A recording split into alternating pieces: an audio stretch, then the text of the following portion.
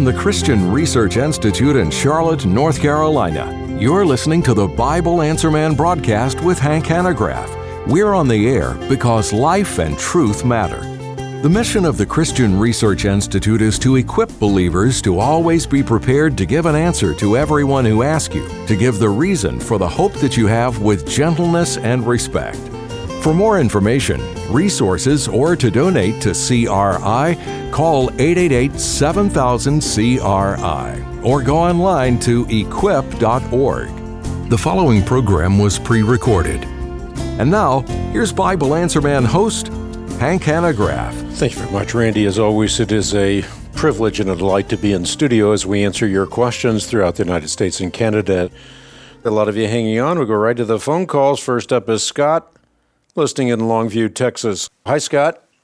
Hello. I was wondering if you could tell me what you know and think about the local churches that are related to the Watchman Nee and Witness Lee movement, including whether or not they are just blindly, so to speak, follow Watchman Nee and Witness Lee's teaching. Well, they do follow Watchman Nee and Witness Lee's teachings, but their teachings turn out to be thoroughly orthodox. Certainly, I have disagreements with the local churches on secondary issues, but when it comes to the essentials of the historic Christian faith, we stand shoulder to shoulder. In fact, after a 6-year primary research project, which was conducted all over the world, I've discovered that these are often the most exemplary Christians that I have encountered in my own Christian walk. So not only do I think that they are thoroughly orthodox when it comes to essential Christian doctrine, I think there's a lot we can learn from members of the local church in terms of their practices like prayer reading, for example, which becomes a method by which they internalize the Word of God, not only get into the Word of God, but get the Word of God into them. We actually did a 6-year, as I just alluded to, research project that ended up in a journal with 3 words splashed across its cover. Those 3 words are, "We were wrong."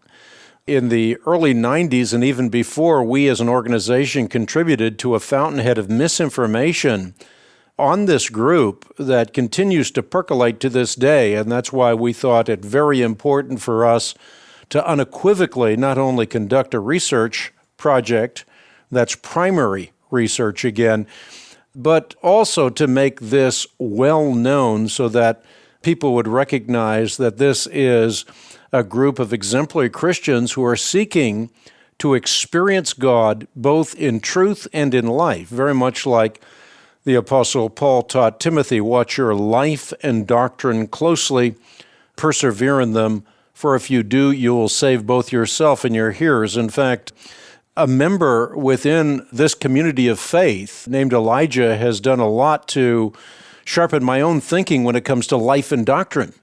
It is true that doctrine matters or truth matters, but life matters as well. And again, these are 2 tracks that the Apostle Paul trained young Timothy to run well on, or to ride well on, to extend the metaphor, which is we need not only right doctrine, but we also need a life and love corresponding to right doctrine.